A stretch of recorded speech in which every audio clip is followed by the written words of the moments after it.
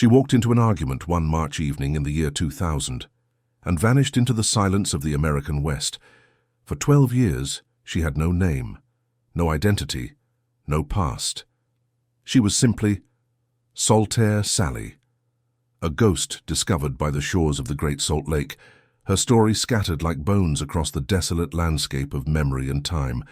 But this is a true story, and tonight, we open the file that refused to close. If mysteries like this pull at something deep within you, consider subscribing to the Midnight File, because some stories demand to be remembered, even when the world has tried to forget them. My name is Julian Cross, and this is the case of Nikole Bakoles. The Great Salt Lake sits in northern Utah like a mirror that never quite reflects the truth. It's ancient, vast, and unforgiving. The water is too salty for most life to survive. The shores are lined with salt crystals that crunch underfoot like broken glass, and along its banks, where the interstate cuts through the emptiness, there are places where the desert seems to hold its breath, as if waiting for something to be found or waiting for something to be forgotten. Saltair. The name sounds almost magical, doesn't it?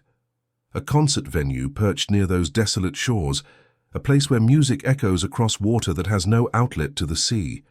But in the autumn of the year 2000, Saltair would become known for something else entirely. For a discovery that would haunt investigators for over a decade. For a young woman who would lose even her name before she could be found again. This is her story. This is the story of Nikole Bakoles, known for 12 long years only as Saltair Sally. And though science would eventually restore her identity, the truth of what happened to her remains buried somewhere in the Utah desert, alongside the secrets that the living refuse to tell. Let me take you back to a time before the discovery, back to when Nikole was still just Nikki to those who loved her, a young woman with dreams as simple and beautiful as a field of wildflowers.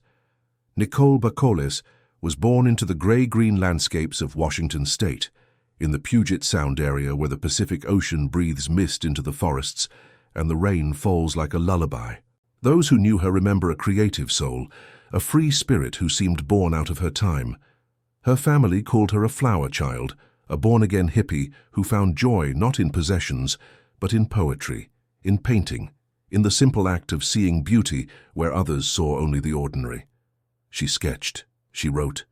She dreamed of a house with a white picket fence, of a family gathered around a table, of roots put down in soil that wouldn't shift beneath her feet. Material things meant nothing to her. She wanted connection. She wanted love. She wanted, above all, to build something permanent in a world that felt increasingly temporary.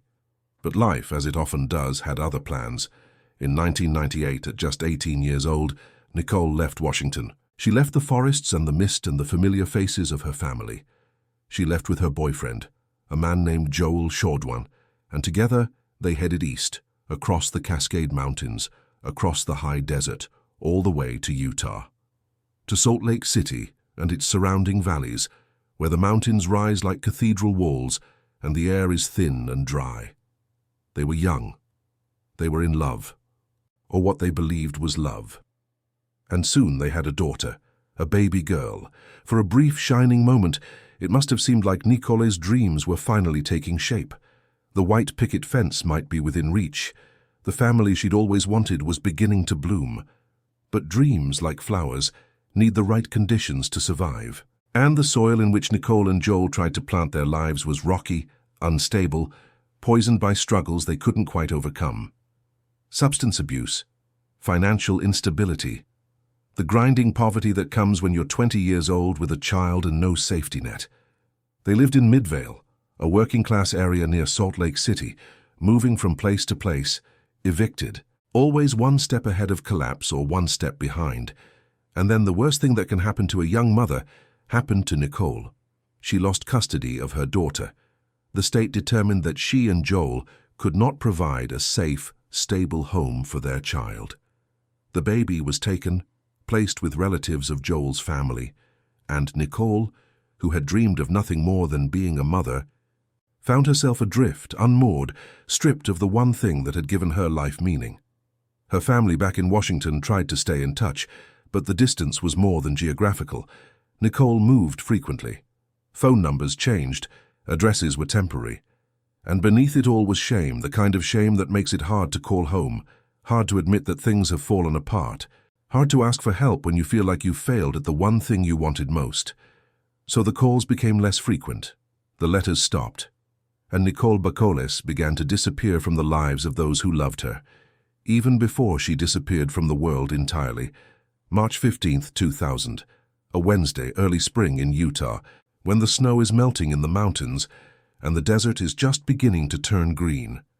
Nikole and Joel were living together still, though what remained of their relationship was fraying, unraveling thread by thread. That day, they argued. We don't know what the argument was about. Money, perhaps. The daughter they'd lost. The future that seemed more impossible with each passing day. The substances they used to numb the pain of losing everything they'd built. Whatever the cause, the argument was heated, loud, the kind of fight that ends with slammed doors and silence. Joel's version of events, the version he would later tell police, is simple. He left. He walked out after the fight, needed to cool down, needed space, and when he left, Nikole was alive.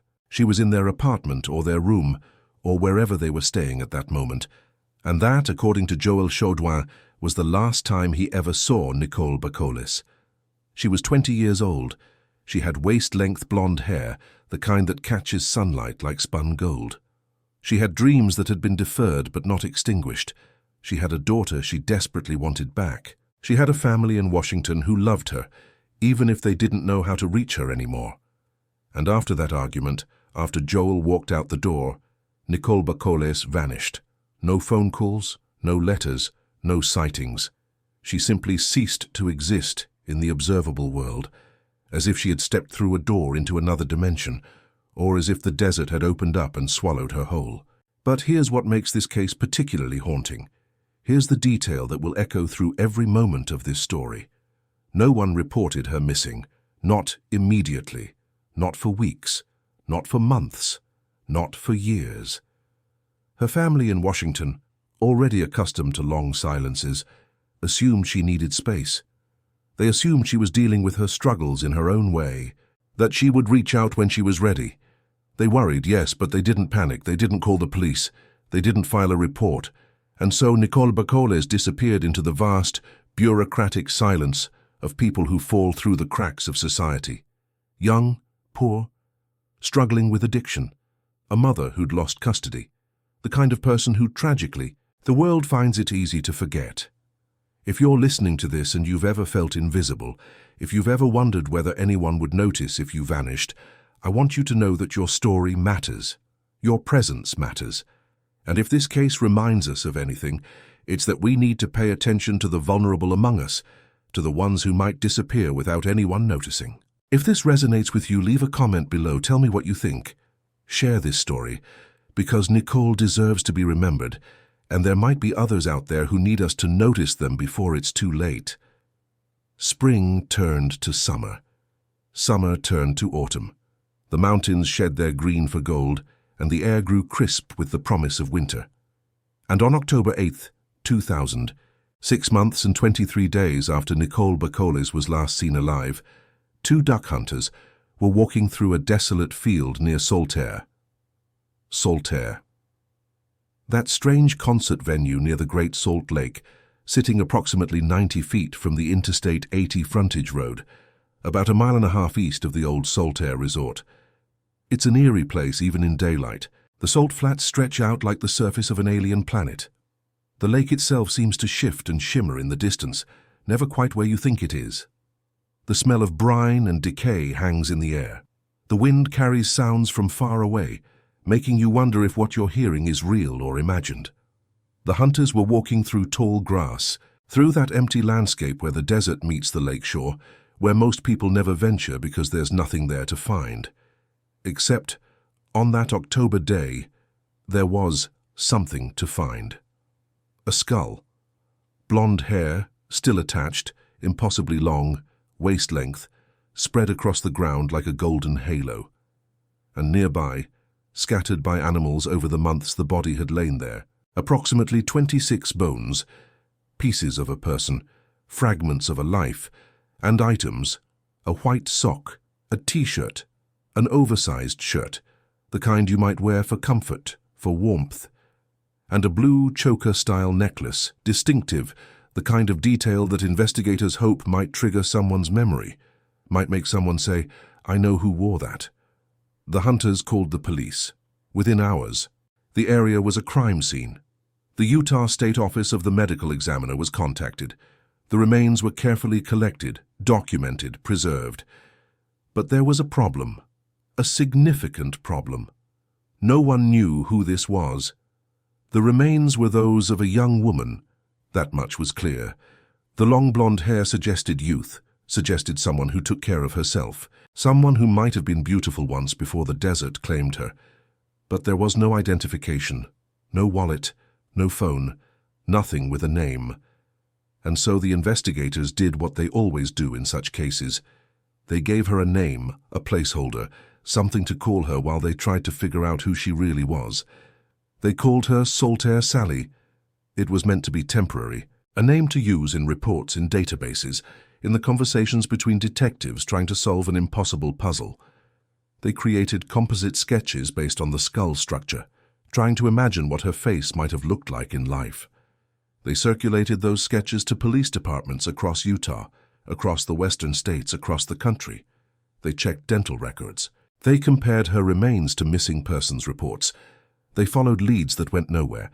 They interviewed Joel Chaudouin, who admitted he'd argued with Nikole on March 15th, admitted he'd left, but insisted he didn't know what happened to her after that. But without a positive identification, the case grew cold. The file was reviewed periodically, new eyes looking at old evidence. But nothing broke. No breakthrough came. The woman known as Saltair Sally remained nameless, her story untold, her death unexplained. And the truly heartbreaking irony, the reason the case stayed cold for so long. It wasn't until 2003, 3 full years after the remains were discovered, that Nikole's family in Washington finally filed a missing person report. Think about that timeline for a moment. Really let it sink in. October 2000, remains discovered near Saltair, entered into the system as an unidentified body, a Jane Doe, a Saltair Sally.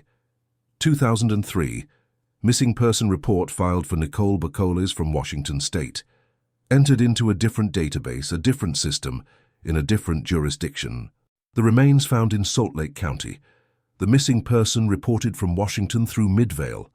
2 pieces of the same puzzle sitting in different boxes, in different rooms, in different buildings, and no one connecting them, for 9 more years. This is the reality of American law enforcement in the early 2000s.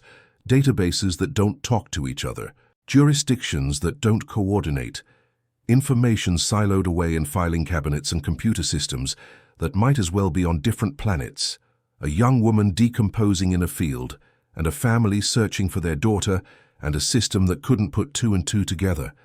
But before we condemn the system entirely, before we rage against the bureaucratic failures that let Nikole remain nameless for over a decade, we need to talk about what happened next.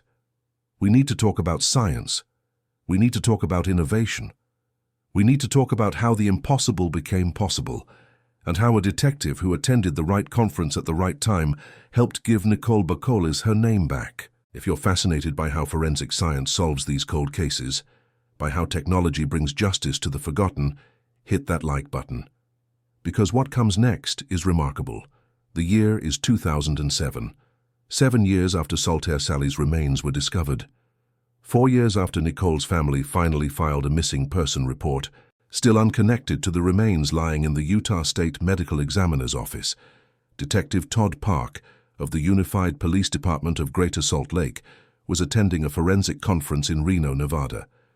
These conferences happen regularly, bringing together law enforcement, forensic specialists, academics, and scientists to share new techniques, new technologies, new ways of solving the unsolvable.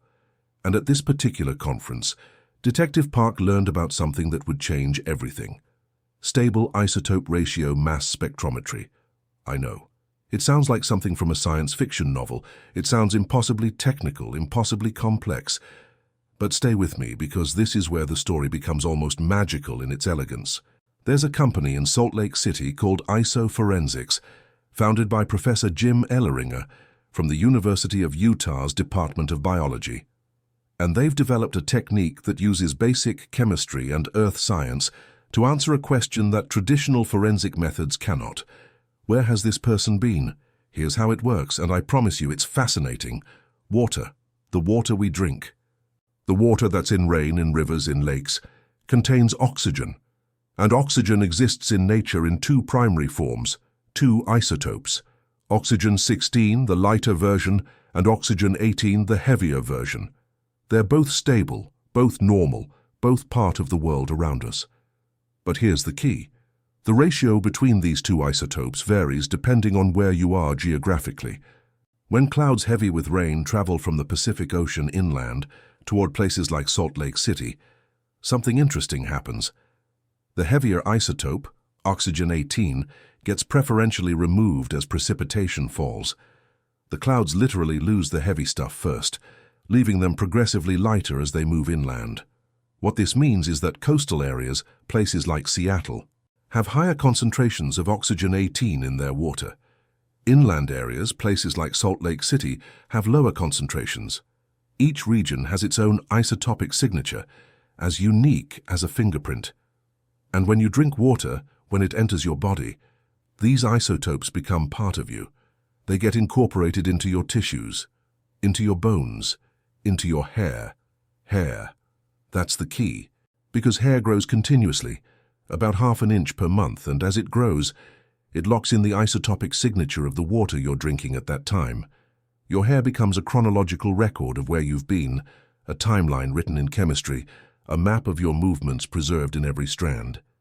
If you travel from Seattle to Salt Lake City, the isotopic ratio in your hair will shift. If you travel back to Seattle, it will shift again. The hair becomes a film strip, each section corresponding to a different location, a different time. Detective Park, learning about this technique, must have felt a spark of recognition, because he knew there was an unidentified body in the medical examiner's office, a body that had been there for 7 years, a body with waist-length blonde hair, 26 centimeters of hair, preserved as evidence, waiting for someone to realize it contained a story written in molecules. Detective Park contacted Isoforensics. He provided them with a sample of Saltair Sally's hair, and they conducted the analysis. And what they found was extraordinary. The isotopic signature in Saltair Sally's hair showed that she had traveled back and forth between Salt Lake City and the Pacific Northwest, likely the Seattle area, at least twice in the 22 months before she passed. The pattern was clear, unmistakable. She had spent time on the coast where the oxygen-18 levels were higher. Then she'd moved inland to Utah, where the levels were lower. Then back to the coast. Then back to Utah again. A young woman who traveled between Washington and Utah, who had ties to both regions, who had been moving back and forth in the months before her remains were found near Saltair. Does that sound familiar? The investigators took this geographical lead and began searching missing person reports with new parameters. Young women. Connections to both Washington State and Utah. Disappeared around the year 2000, and they found her.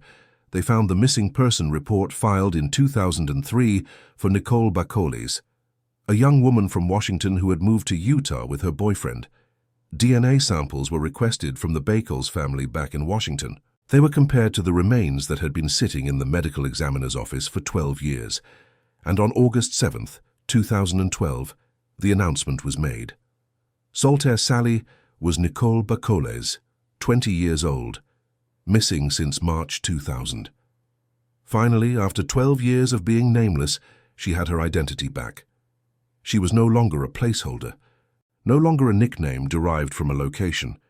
She was a person again, a daughter, a mother, a young woman with a name and a story, and a family who had never stopped wondering what happened to her. The breakthrough was revolutionary. It was the first significant use of isotope analysis in a homicide case by Isoforensics. It demonstrated that science could solve puzzles that traditional detective work could not. It gave Nikole back her name. But it didn't answer the questions that matter most. Who took her life? How did she pass? Why was she left in that field near Saltair? Those questions remain unanswered to this day. If you're still with me, If this story has gripped you the way it's gripped me, consider subscribing to the Midnight File. Share this with someone who loves true crime, who believes in justice, who thinks Nikole's story deserves to be heard. Because we're not done yet.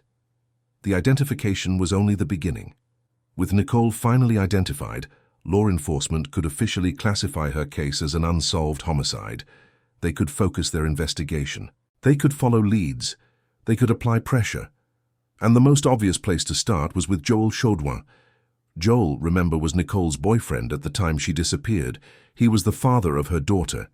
He was the last person, by his own admission, to see her alive. They'd argued on March 15th, 2000. He'd left, and he claimed he never saw her again. But here's what makes this complicated. Joel was never officially named as a suspect, never publicly identified as a person of interest.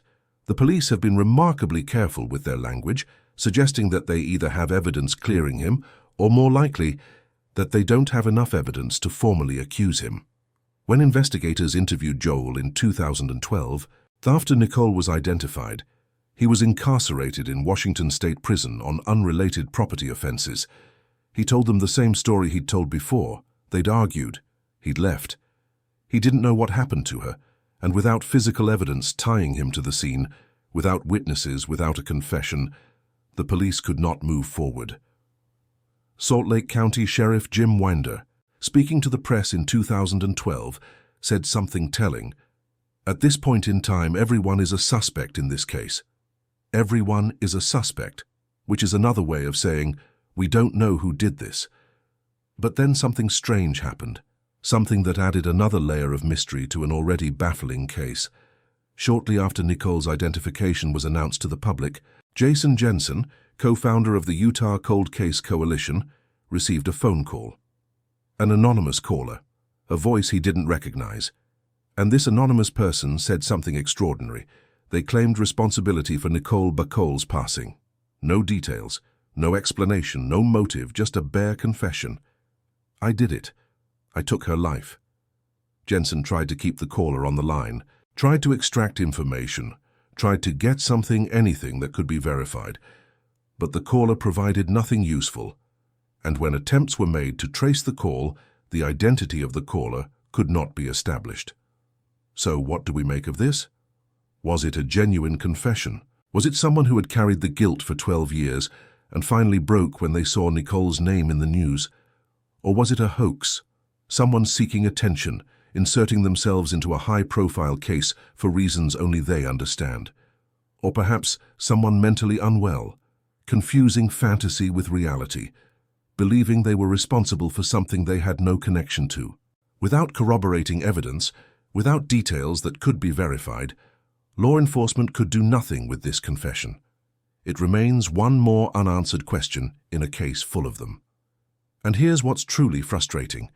Despite 2 decades passing since Nikole's remains were discovered, despite all the advances in forensic science, despite the media attention, the specific cause of her passing has never been publicly released. Police have indicated they believe she was taken intentionally, based on where the remains were found and the items that were and were not with the body. But they've never explained what that means. Was there evidence of trauma on the bones? Were the items with her body positioned in a way that suggested something sinister? Was there evidence at the scene that hasn't been disclosed? We don't know. And the police aren't saying. What we do know is this: Nikole's remains were found 90 feet from a frontage road. She was in an area that was desolate, but not impossible to access. Someone placed her there, or she went there herself and something happened. The location suggests a degree of concealment, but also a certain carelessness. It's not a deep grave, it's not hidden in a remote wilderness. It's near a road, in a place where someone hunting or hiking might eventually stumble upon it. Which is exactly what happened. There's a detail that haunts me about this case, a detail I keep coming back to. Nikole had a daughter, a baby girl who was being raised by Joel's relatives at the time Nikole disappeared. That little girl would be in her mid-20s now, roughly the same age her mother was when she vanished. What has she been told? Does she know the full story? Does she remember her mother at all? Or is Nikole just a photograph, a story told by relatives, a ghost that shaped her life without her ever really knowing why? And what about Joel? He served his time for the property offenses. He's presumably out of prison by now, living his life somewhere. Does he think about Nikole? Does he know more than he's told police? Or is he exactly what he claims to be, a man who argued with his girlfriend, walked away and never saw her again, only to discover years later that she'd been lying in a field near Saltair all along? The truth is, we may never know. This case represents a perfect storm of systemic failures and human tragedy. The lack of an immediate missing person report, the siloed databases that couldn't connect a body in Salt Lake County to a missing person from Washington, the 12 years that passed while Nikole lay nameless in the medical examiner's office. But here's something positive that came from this tragedy. The Saltair Sally case directly inspired the creation of the Utah Cold Case database, launched in 2019. This database mandates that all unsolved cases remaining cold for 3 years must be entered into a searchable system, accessible to all law enforcement agencies across the state. Kara Porter, head of the Utah Cold Case Coalition, specifically referenced Nikole's case when discussing why this database was necessary. She said, "This should prevent another Saltair Sally incident, where you have remains found here, missing person here, and a decade goes by where the two are not connected." So Nikole's story, tragic as it is, has potentially prevented other families from enduring the same 12-year wait for answers. Other unidentified remains may be matched more quickly. Other missing persons may be found sooner. It's a small consolation, but it's something. There's one more aspect of this story that I need to address, even though it exists outside the realm of forensic investigation. It's the folklore that has grown up around Nikole's case, the stories that visitors to Saltair tell about encountering something they can't quite explain.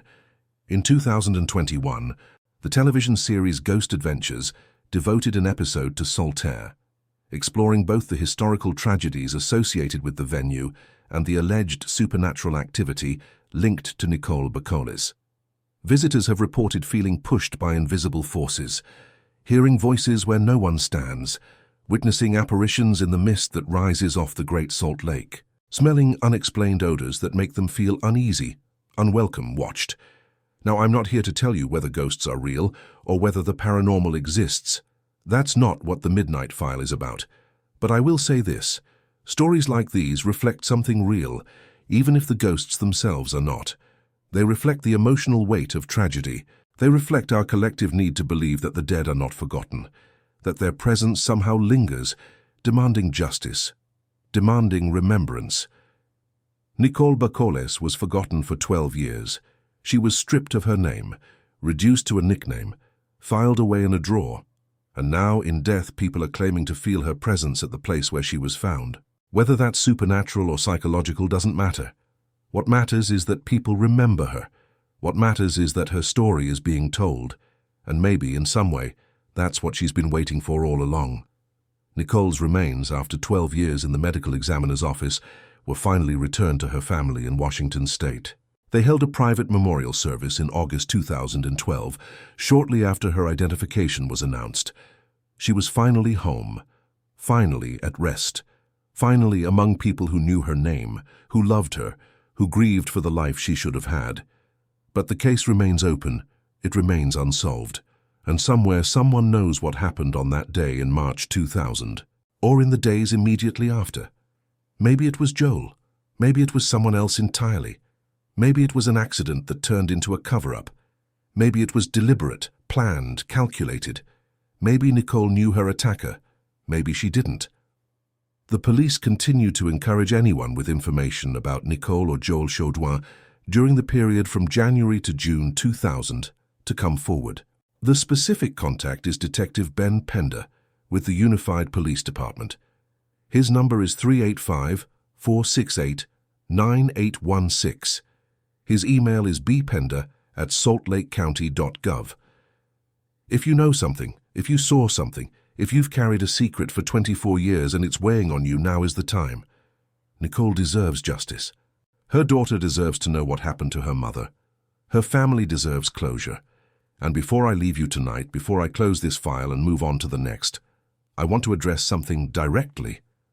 This case illustrates a painful truth about how society treats certain people.